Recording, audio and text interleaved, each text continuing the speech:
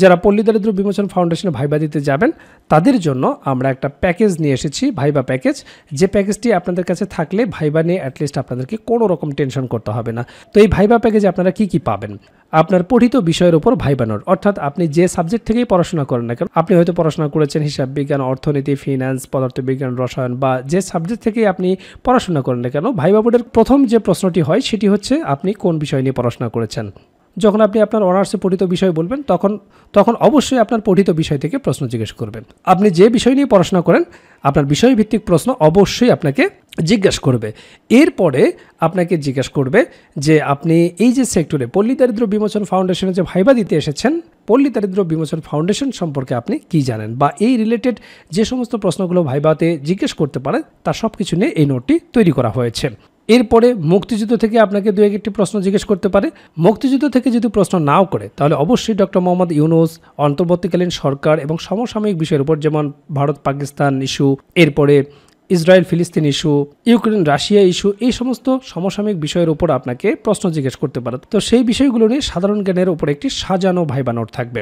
নিজ জেলা সম্পর্কে প্রশ্ন জিজ্ঞেস করা ভাইবা বোর্ডের কমন একটি ট্রেন্ড। আপনার জেলা কেন বিখ্যাত, আপনার জেলার নামকরণের প্রেক্ষাপট কি, আপনার জেলার বিখ্যাত ব্যক্তিবর্গ, মুক্তিযুদ্ধে আপনার জেলার অবদান কি, এই সমস্ত গুরুত্বপূর্ণ প্রশ্নগুলো অবশ্যই আপনাকে দেখে যেতে হবে। তো আপনারা যারা পল্লী দারিদ্র বিমোচন ফাউন্ডেশনে ভাইবা পরীক্ষায় অংশগ্রহণ করতে যাচ্ছেন আপনাদের জন্য 4টি নোটের একটা কমপ্লিট প্যাকেজ আমরা নিয়ে এসেছি। এই প্যাকেজটি যদি আপনার কাছে থাকে ভাইবা নিয়ে অ্যাটলিস্ট আপনাকে কোনো প্রকার টেনশন করতে হবে না। তো এই প্যাকেজটি সংগ্রহ করার জন্য স্ক্রিনে দেওয়া হোয়াটসঅ্যাপ নাম্বারে যোগাযোগ করবেন। ইতিমধ্যে অনেক প্রার্থী আমাদের কাছ থেকে নোটটি সংগ্রহ করেছেন। ইনশাআল্লাহ এই ভাইবা প্যাকেজটি যদি আপনার কাছে থাকে তাহলে আসন্ন ভাইবা নিয়ে আপনাকে কোনো রূপ টেনশন করতে হবে না।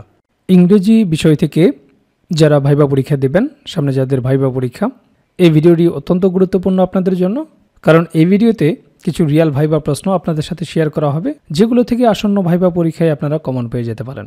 যেহেতু আপনি ইংরেজি বিষয় নিয়ে পড়াশোনা করেছেন, আপনাকে জিজ্ঞেস করতে পারে ইংলিশ লিটারেচারের যে এজগুলো রয়েছে সেই এজগুলো বলেন। তখন হয়তো আপনি বলবেন যে ওল্ড ইংলিশ পিরিয়ড, এরপরে middle period, renaissance period, new classical period, romantic period, Victorian period, modern period এবং পোস্ট মডার্ন পিরিয়ড। তবে অবশ্যই আপনারা টাইম ডিউরেশনটা মনে রাখবেন।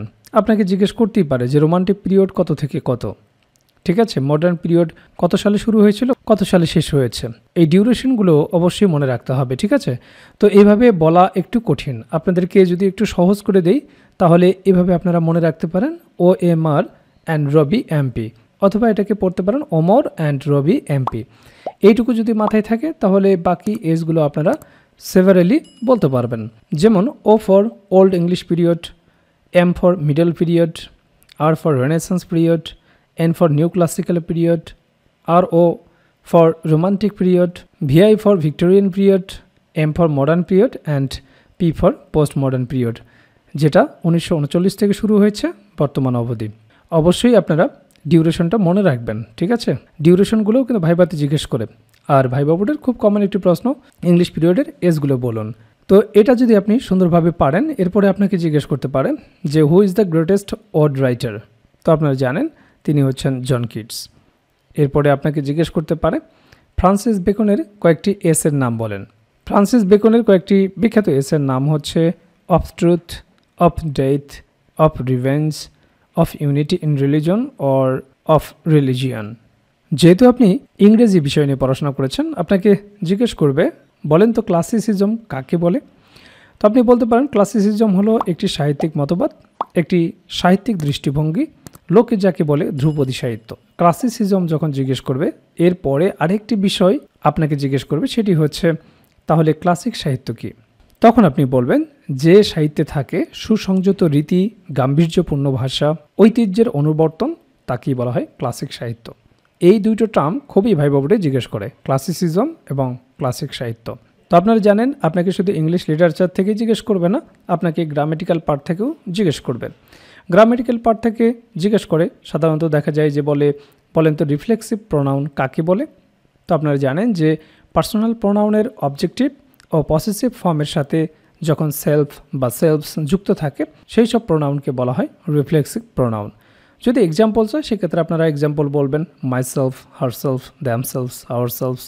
ইংরেজি থেকে আপনারা যারা ভাইবা পরীক্ষায় অংশগ্রহণ করবেন অবশ্যই এই বিষয়গুলো থেকে আপনাকে প্রশ্ন জিজ্ঞেস করবে। আর এই সব বিষয়গুলো নিয়ে সুন্দরভাবে আমরা তৈরি করেছি ইংরেজি ভাইবা নোটটি।